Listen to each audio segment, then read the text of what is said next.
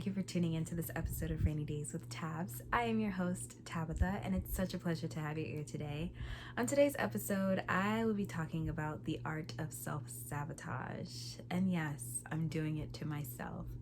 As you would know, I am a beautiful young lady, and so I have been, will be currently being pursued. And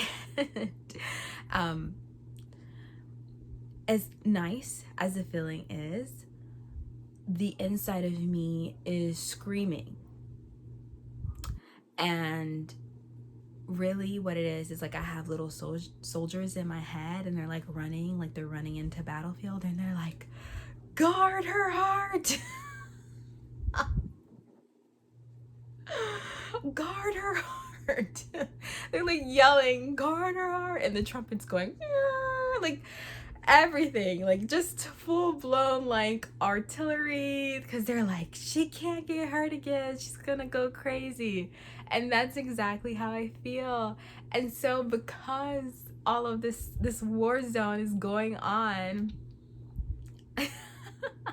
I'm doing just that. But sometimes in the process of guarding your heart, you can take it overboard. And so part of taking it overboard is overthinking everything. And I'm naturally already an overthinker, but it's like on 1000. And I actually wouldn't have known that I was an overthinker if I didn't go to therapy. It's a little caveat.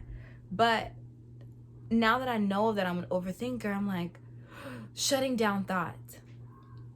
In the past, if I'm going to be completely honest, I am that girly girl, right? So whenever I would meet someone, I would think to myself, okay, this person is nice looking. Let me go ahead and plan my wedding in my head. I'll go ahead and plan my wedding. I do. I know my colors. I know the location.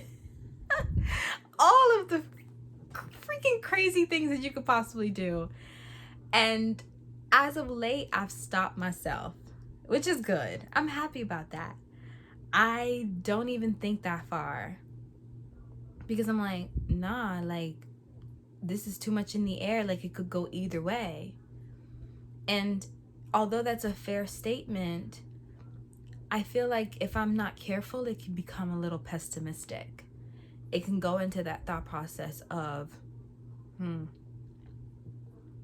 there's no way I deserve good love. There's no way that this love is for me.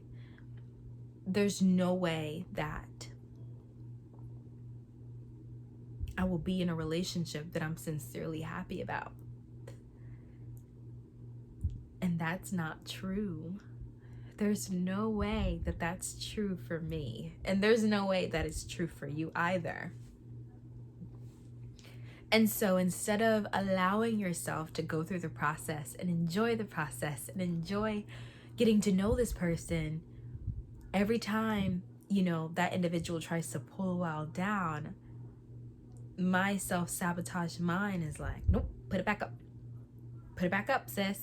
Nope, that's what you did the last time. Put it back up. I'm also recalculating everything. I'm like, well, should I send this message? Or, should I have this person see this side of me? What if they're like completely turned off by the idea and they're like, nah, she's crazy, let me go. Instead of allowing myself to be myself. I love an interview I watched by Trevor Noah, and he said that, people kind of just put up a front when you're first starting to get to know each other, because you just want the person to like you. You want the person to fall in love with you.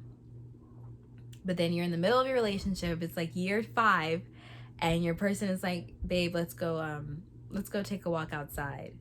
And you're like, nah, I don't feel like going nowhere. Like, and then they're like, oh, wait, but I thought you were like an outdoor person. They're like, no, I'm not an outdoor person. It's like, well, that's what you told me. And so he said, it's important to show the person who you are in the beginning, because they're either going to love you or hate you for you, but not the idea of you. And so I've been trying to keep that in my mind. I've also been trying to like recalculate my steps, like I said, like from my past relationship, like, okay, I don't want to repeat that. But then also I'm thinking, okay, so what can I do differently? And then also I'm asking for advice.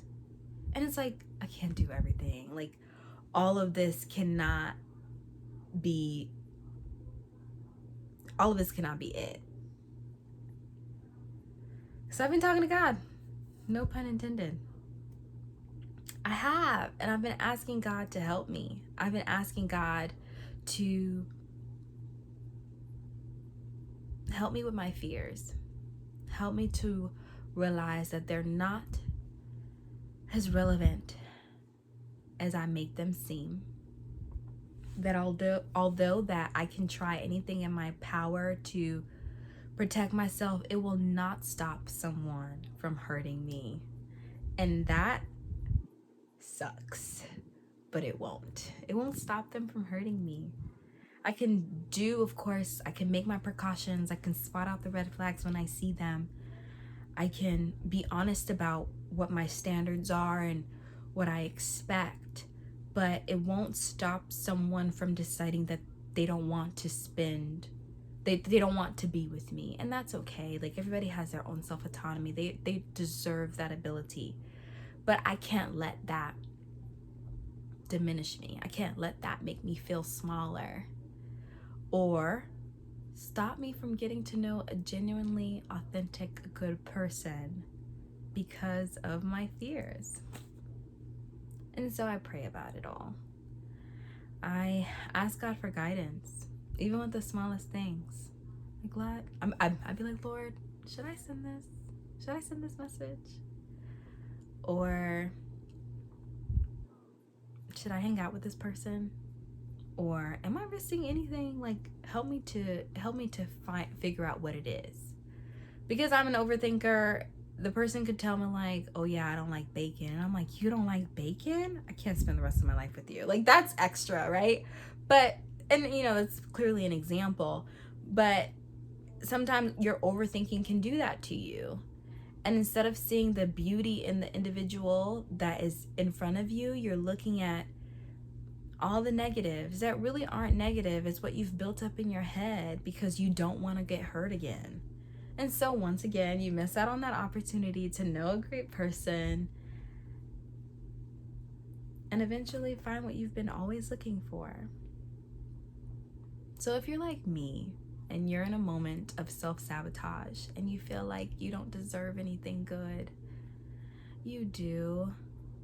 There's no truth to that. You deserve everything that is good for you. Just allow yourself, I'm speaking to Tabs now, allow yourself to be cared for. Allow yourself to be respected and valued and appreciated. That everybody's not out to get you, sis. Not at all. And that's okay. And that's the beauty in it. That everybody's not out to get you. And because you went through what you went through, you won't go through the same thing again. There's just no way. You're smarter than that, you're wiser than that, and you have God on your side. There's no way you're going to go through what you went through again. Just be vigilant, but open. That's my goal. To be more vigilant, but also open. I don't want to be putting walls back up the moment this person tears them down. I want to leave them down. And I want to trust that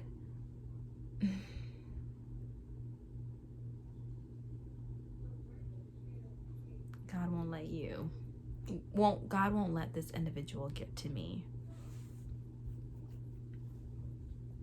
if they weren't supposed to get to me. I don't know. I hope not. I hope not. I hope I've been like a force to be like, no, you can't get in unless you have permission type thing. But either way, I'll leave you guys with this verse. And the verse is by Deuteronomy 29, verse 29. This is the Message version. The version I prefer. It says, God, our God, will take care of the hidden things, but the revealed things are our business. It's up to us and our children to attend to all the terms in this revelation. And I love that because I don't know the hidden things. Most of the times we don't, right? We don't find out until the end. But it reminds me that God will take care of those hidden things. But the revealed things are our business. So I will believe what I see, I will believe what I hear, and I will believe what I feel. Anything outside of that is out of my control. And so I just need to relax and keep it pushing. That's my prayer for you guys. And I hope you guys have a wonderful day.